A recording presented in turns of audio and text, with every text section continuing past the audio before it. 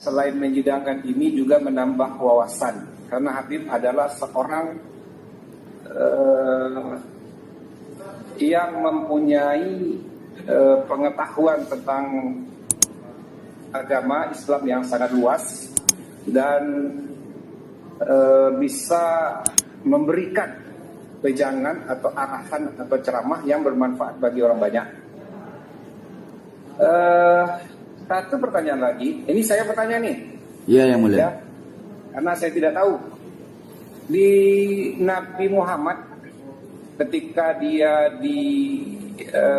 berjalan memberikan ke satu tujuan, ke satu tempat, dia itu dilempar sama orang Yahudi. Betul, yang mulia.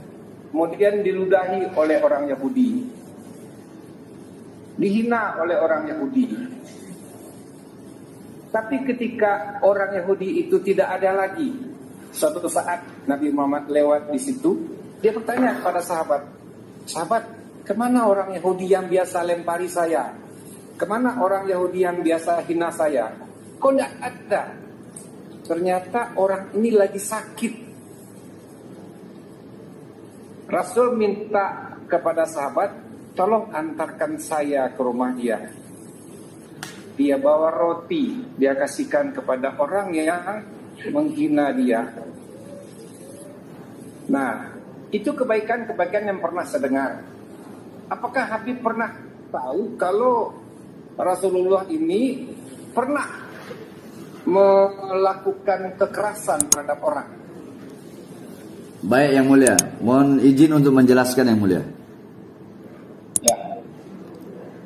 Yang mulia, Rasulullah SAW, beliau itu diutus bukan bikin orang bodoh jadi pinter, bukan bikin orang miskin jadi kaya, tapi bikin orang yang tidak berakhlak menjadi berakhlak, tidak beradab menjadi beradab.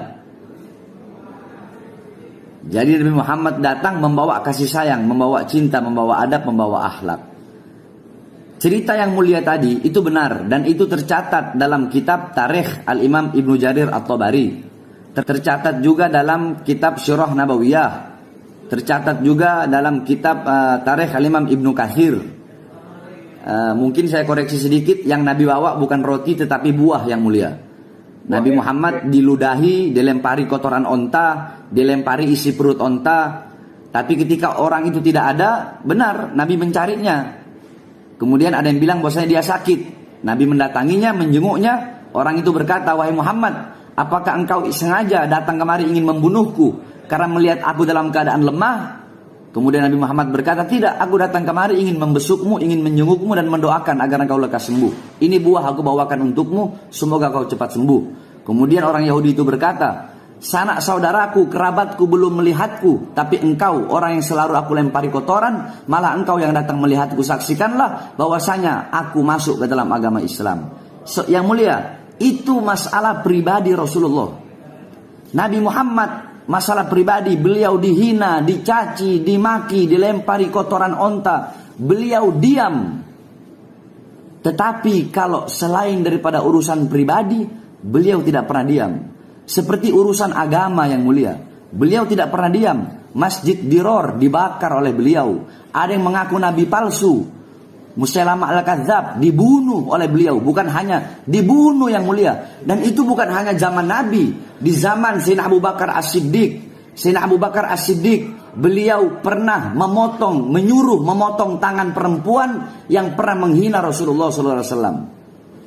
Di zaman Sayyidina Umar bin Khattab pernah membunuh orang yang menghina Rasulullah SAW.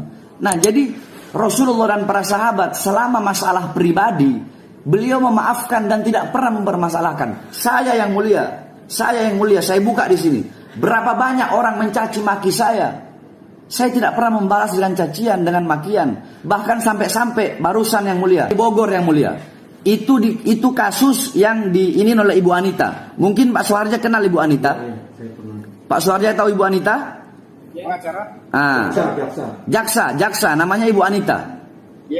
Nah, Ibu Anita dulu pernah menangani kasus seorang perempuan, ya Pak Ikhwan, ya. Seorang perempuan yang dilaporkan oleh anak-anak saya nggak tahu, yang mulia.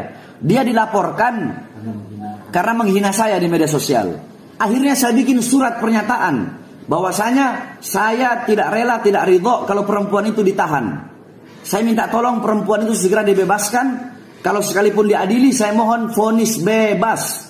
Itu saya yang mulia. Dan itu bisa ditanyakan kepada jaksa Ibu Anita dan bisa ditanyakan langsung kepada korban-korban. Dan masih banyak lagi orang-orang yang menghina saya. Kalau pribadi saya nggak apa-apa, saya rela, saya ridho. Saya punya kakek Sayyidina Ali bin Abi Thalib. Beliau dibunuh oleh Ibn Muljam. Ketika sholat ditusuk, ditikam dari belakang yang mulia. Ketika ditikam dari belakang, apakah beliau bilang kepada anak-anaknya, wahai anak-anakku, bunuh Ibn Muljam, kejar dia, bunuh dia, balas dia. Apakah beliau berkata seperti itu? Tidak yang mulia. Apa kata beliau? Nanti kalau aku mati, Ibn Muljam dalam keadaan ketakutan, aku bisa lihat dia. Beri dia perlindungan sebagaimana perlindungan yang kalian berikan kepada aku.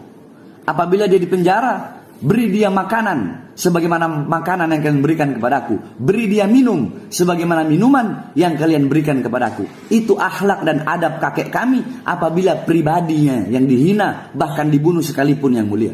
Kenapa? Karena kakek kami Sayyidina Ali berkata, ta'addabtu bi'adabin nabi. Aku beradab dengan adab Nabi Muhammad.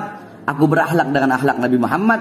Sedangkan Nabi Muhammad berkata, addabani rabbi fa ahsana ta'dibi. Allah yang mendidikku, Allah yang mengajariku akhlak, adab, sopan santun, sehingga sebaik-baiknya akhlak, sebaik-baiknya adab adalah akhlak dan adabku. Jadi kalau saya yang mulia, selama urusan pribadi, saya rela, saya ridho. Tapi kalau sudah urusan bangsa, urusan rakyat, urusan agama, urusan keluarga, saya tidak bisa tinggal diam yang mulia. Ada 7 napi, saya bikin mereka menjadi NKRI yang mulia. Napi teroris yang mereka mengatakan pemerintah togut, saya jelaskan kepada mereka sehingga mereka kembali kepada akidah Ahlus Sunnah wal Jamaah. Habib tahu juga mengenai hukum negara. Tadi sudah memberikan contoh ketika kejadian di zaman Rasul, begitu sabarnya dia. Tapi kalau dalam hal kepentingan kenegaraan, kepentingan agama, dia tidak ada toleran.